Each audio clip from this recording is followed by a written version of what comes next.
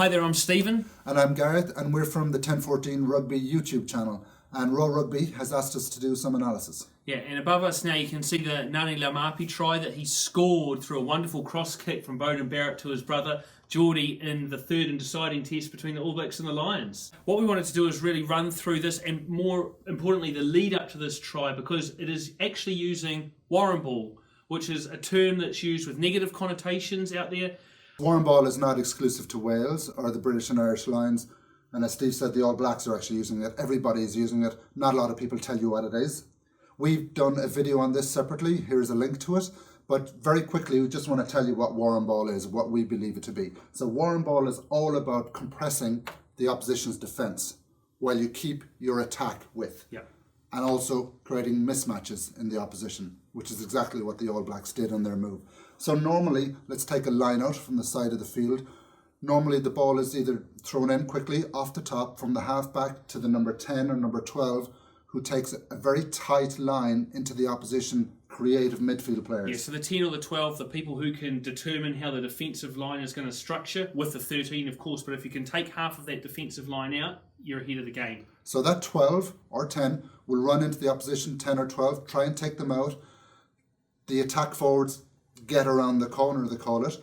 And the exact same thing will happen with another player, usually a big player like a number 8, again going into the opposition 12 or 13, try to suck in or compress the opposition defence. They'll do that repeatedly until they create some space. If they don't create some space, they'll go back to the other side and do it again. So to create space, you want to be able to score a try out wide, either by releasing your winger or fullback, or often trying a cross kick, as you can see in the graphics here. When they come back the other way, they're looking for mismatches, as you can see here. So that's quickly Warren ball. Again, we've done a full video on that in our analysis in the Lions tour. Now we're going to run through 1-3-3-1, which is another attack structure that the All Blacks use as well as the Lions use, and we've got another analysis video on that. Yeah, so many teams are using the 1-3-3-1 structure. Very simply, there's 8 forwards on the field. You take a good footballing style player out on the tram lines of a pitch, one on each side. So then that's 2 forwards gone. You got 6 left. You break that into 2 little pods of 3 players. Yep. And then you interdisperse those guys through the back line, as you can see in this graphic. The idea here is to create mini little games in these little 3 sets. So the Lions use this at length throughout the tour. Yep. So here we can see on the 11th minute of the Lions versus the All Blacks in the third test, you can see 2 pods of 3 sitting up here. Conor Murray's got the ball. Faletau, Vunipola and Warburton are in the first pod with Johnny Sexton behind them. And over there, further over, is Tyg Furlong, Sean O'Brien and Jamie George.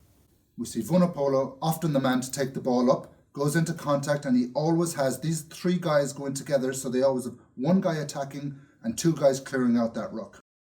This time, not to one of the boys in the pod, but to the back. Jonathan Sexton has come in, so he's now the decision maker. We've been through Warren ball and 1-3-3-1. We've touched on both of those. Now we're going to show you how the All Blacks use both of those tactics combined to put Laumape over in the corner. Now it's very important to consider this, because what we've been told by a lot of media outlets out there is that this is a Northern Hemisphere boring style rugby. Yet here is the All Blacks, the great All Blacks with all their running play. And they're using these exact same tactics, so it is not what you've been hearing. No, Warren Gatland seemed to be getting grief in the press conferences about this Warren ball from tactic. both the Northern and Southern Hemisphere press representatives. Yeah. And nobody says a word to Steve Hansen when he uses it. So here we go. So we got a line-up, as we did in our analysis, off the top. We go straight to number 10. So Bowden Barrett is quite a fast 10, and he went straight for their 10 and 12 himself. It's a very quick ruck, Steve. It's a 3-second ruck. Farrell's back into position, and there's Rido straight into Farrell. So the 2 creative defensive players have been taken out. The opposition has been compressed. Savia ruins this a little bit for the All Blacks by coming in off his wing. If he had stayed out wide, he could be on for a cross kick straight there and then. So now, here we go. This is when it gets interesting. Slow ball from the All Blacks. So watch what their boys are doing here. So set up into 2 pods of 3, as you can see there. So the exact same structure as we saw with the Lions earlier with Vunipola. Watch what happens.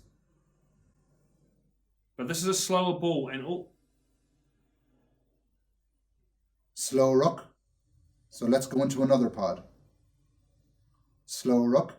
And here on this ruck, we can see exactly why Sam Warburton was brought back into the test from the line. So remember we mentioned a 3-second ruck. Hands on the ball, the referee would have told him to get his hands off it, but he's delayed it there for a second or two. And all the while, Geordie Barrett has let his brother know that he is on the sideline here. And look how compressed that defence is. The huge gap right through the channel there, and only Daly out there to stop this huge overlap.